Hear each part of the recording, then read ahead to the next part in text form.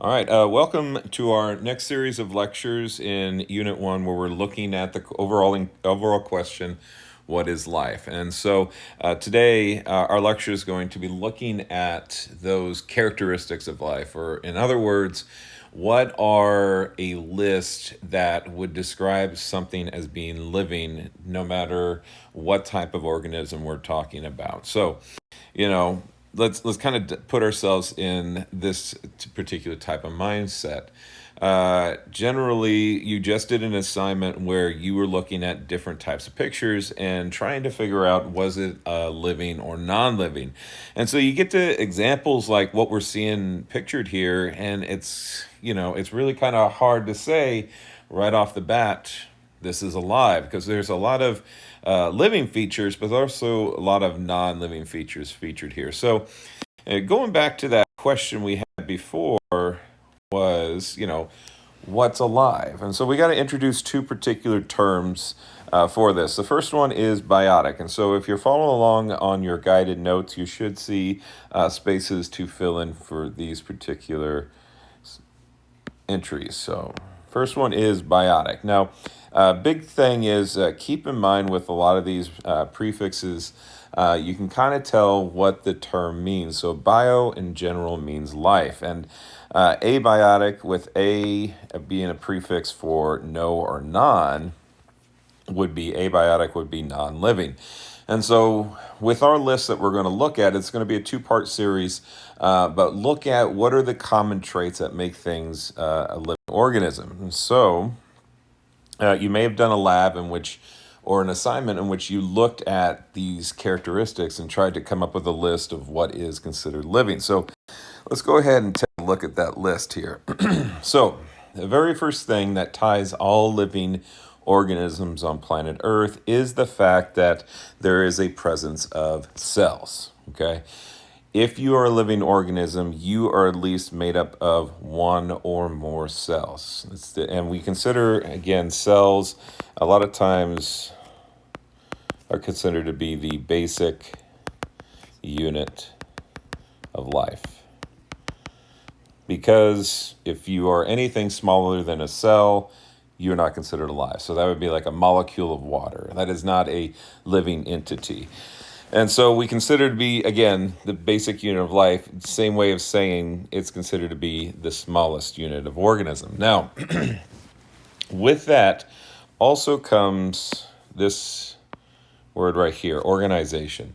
And so oftentimes with organisms, we see these cells coming together in an organized manner to form an organism. So if we kind of look at the diagram below, this is a good diagram to just make sure to know. You might see it again on a test or quiz. But here we have organization. We have a single cell. You are made up of trillions of cells, yet each individual cell can function on its own as a individual organism. So these cells can come together in a particular manner and function to form tissues. Those tissues can go to forming organs, those organs forming organ systems, and those organ systems coming together to form the actual organism themselves. And so with these cells, we start to see that form of organization to form a living organism. Okay, and again, in this unit, we're going to be looking at many different types of cells. We're going to be comparing plant cells to animal cells, prokaryotes to eukaryotes, and so on. All right. Second characteristic is response to stimuli. All right, and what does that mean necessarily? We live on a planet that is pretty chaotic. Here in St. Louis, Missouri, we have many different seasons and weather, temperature, drought, wet. There's many different changes, and so plant life, animals, organisms have adapted or evolved to be able to handle those types of situations. And so an organism's ability to respond to a particular stimuli or environmental event and respond to it, that is a characteristic of something that is alive, where you have a reaction to a stimuli or change. Let me go ahead and put that here, stimuli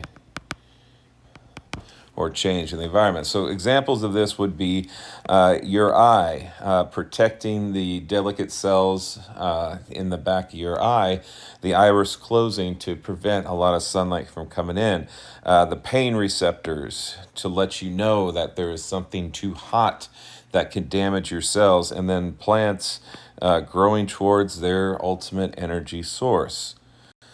Now, kind of along those lines of responding to stimuli, we also see this other characteristic take root, and that is homeostasis, or the organism's ability to maintain an internal environment. All right. So, again, up to those particular types of definitions, homeo means same, and stasis is a state. And so homeostasis referring to maintaining that stable or balanced state.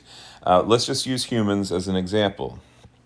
Generally, a normal individual has a temperature of 98.6 degrees Fahrenheit, has a 96% blood oxygen level, and maybe have a resting heart rate of 65 beats per minute. That is what your body normally best performs at. However, there are things outside of your body that can cause these changes to occur. So let's take an example of temperature. Okay, we're going to go to stasis that we. Next slide here. Two types of look at. The first one is what we call a positive homeostasis. And this is a type of feedback that once stimulated, it's going to enhance or amplify. I'm going to highlight these two terms right here. And that's one of the key things that define positive feedback homeostasis, is that when that stimuli or change in that environment occurs, it's going to react to it, and it's going to continue to do so. So examples of this are going to be things like, well, blood clotting is one of them, childbirth, menstruation, breastfeeding. All of these are good examples of positive feedback. There's really let me kind of walk through what does that enhance or amplification mean. So during childbirth, when somebody's being born, it takes a good amount of time, because the uterus is literally a muscle that is contracting and relaxing to push the baby through the vagina. Now, during this process, the body secretes this hormone that helps the body be able to handle those very intense muscle contractions. As these muscles tighten up and as the pressure hits against the cervix, that is a great amount of pain and and a lot for the mother to handle. And so during these times, the body produces these hormones to help relax the cervix, to allow the body to be, or the baby to be able to come out of mom. Now, during these contractions come like waves. You hit a contraction, and then you may have a minute or a few minutes between the next one. During that time, we don't want these particular type of hormones like oxytocin to stop. We want those hormones to keep going so that the birthing process can continue. And so in this particular example, the oxytocin is essentially amplified to continue that birthing process. Come back to that one. Now, the one that we were talking about earlier, the sweating and the shivering, that is an example of what we call negative feedback. Okay, and this is a term that you definitely want to highlight. Negative feedback, again, starts with some kind of stimuli, overheating, not enough oxygen, those kind of things. And what it does is that it puts it back to normal. It responds to it. So the example we had earlier, the body temperature rises, the individual sweats, and that body temperature goes back down. The key thing is that when it goes back to normal, it stops, okay? And that is what you want to highlight and emphasize right there, is that when these reactions to the stimuli begin, once it brings back to normal, it stops. So take note of the examples here, body temperature being one of them. blood glucose levels. So your body cannot handle high amounts of sugar in the blood. And so your body responds to increased blood sugar levels by releasing insulin, which then triggers the body to take the sugar into the cells.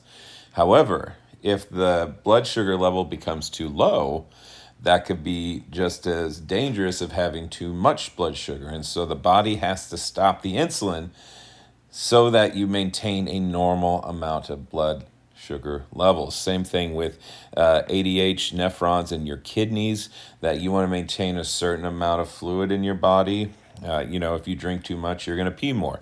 That's your body maintaining that particular water and electrolyte balance.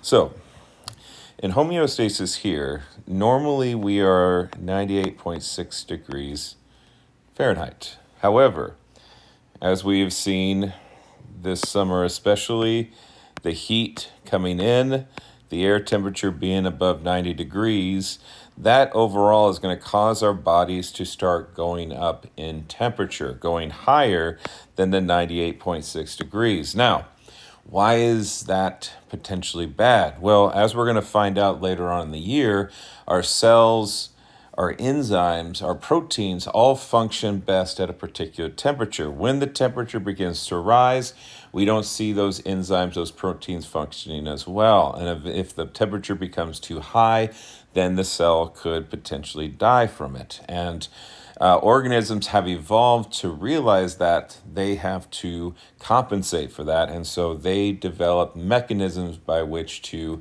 maintain that temperature change. For us, it's sweating. Many organisms have evolved and adapted the ability to be able to sweat, and that sweat, using conductive means, the water evaporates, taking heat away from our body. And so from that cooling process, that brings our body temperature back down to the normal. And now the key thing with this particular type of feedback is that when it gets back to normal, it stops, okay? However, in just a few months, we are going to be experiencing some cooler temperatures, and snow will begin to fall. And so our body temperature could go below 98.6 degrees. And if that occurs, well, same thing. Cells become affected, enzymes don't start to work, and cells can become damaged because of that increased or that exposure to cold. And so your body reacts to it. And one of that is shivering. That shivering causes heat to be formed by the muscles, thus bringing up your temperature and stopping when it gets done, when it maintains that internal environment. And so in the next video, you're going to watch the Amoeba Sisters, and they're going to kind of go into a little bit more of a type of video that will talk and go into this a little bit more. So this is the end of part 1. In part 2, we will continue on with our journey of looking at the characteristics of life.